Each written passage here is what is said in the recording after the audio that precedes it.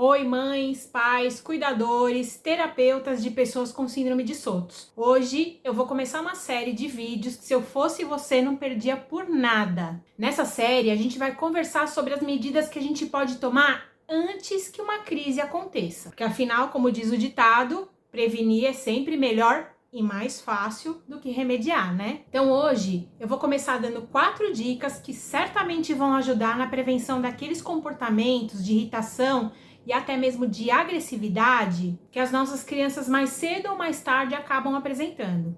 Então, se você não quer perder essas dicas, fica aí comigo.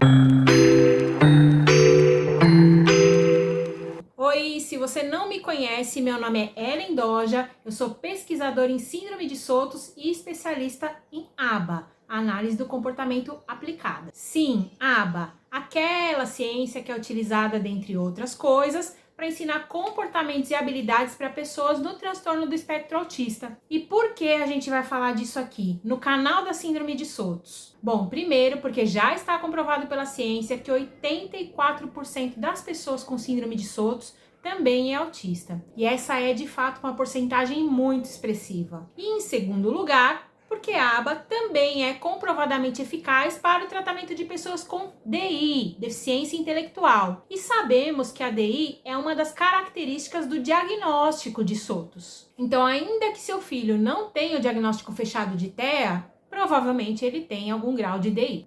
Bom, antes de começar com as 4 dicas que eu trouxe para vocês, eu queria contar que quando o meu filho Murilo, que hoje tem 5 anos, recebeu o diagnóstico, a forma que eu encontrei para lidar com toda essa nova realidade que chegou na minha vida sem absolutamente ser convidada, foi estudar muito a questão genética da síndrome de Sotos. Eu queria saber exatamente o que era, como essa síndrome funcionava, para a partir daí poder dar uma qualidade de vida melhor para o meu filho. Mas as informações que eu queria mesmo quase que não existiam, ao menos quando eu perguntava para os médicos.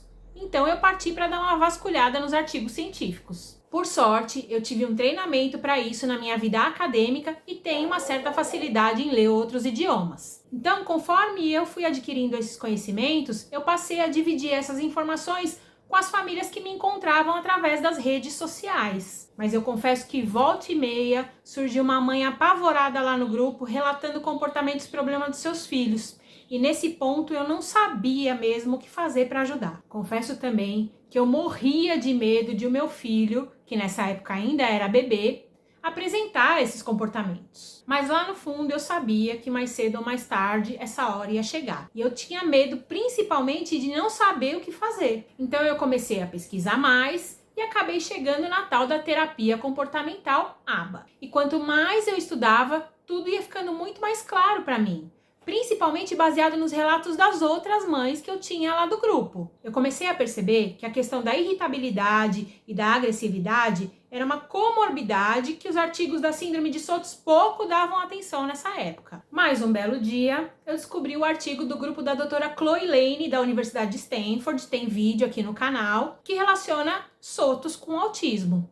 E tudo começou a se encaixar. Então, na minha visão, os comportamentos problema em Sotos são provenientes do autismo, que se apresenta como uma comorbidade da síndrome de Sotos. Bom, só queria deixar bem claro que essa é uma visão minha.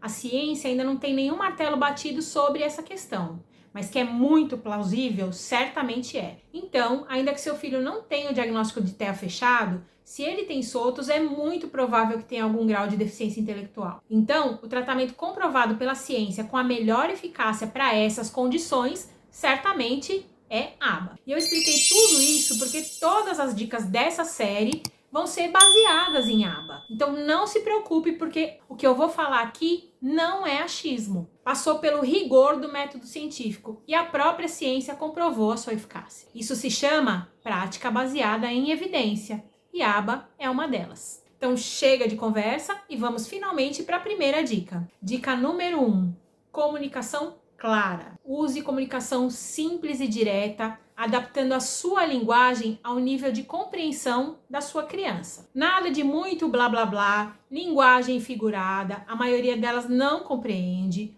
ou fazer uma cara feia para mostrar que não gostou daquela atitude. Também Não adianta nada dar aquela piscadinha, sabe? Em sinal de cumplicidade, para demonstrar que concorda com ela ou que ela fez a coisa certa. Muitas vezes as nossas crianças não sabem interpretar esses sinais sociais e expressões faciais. Fazer caras e bocas não vai fazer nenhum sentido para grande parte das crianças com surtos. É sempre melhor usar linguagem bem direta ou sinais visuais, como imagens ou quadros de comunicação quando for apropriado. Dica número 2. Estabeleça uma rotina estruturada, com horários fixos para as atividades, pausas e transições entre as tarefas, preferencialmente afixadas num quadro de rotinas. Olha aqui, ó, da minha filha, tá vendo? Esse quadro permite que a criança possa sempre consultar quando se sentir insegura. Isso ajuda a criança a ter aquela sensação de controle, ou seja, de saber o que esperar. Isso deixa elas muito mais calmas, muito mais tranquilas,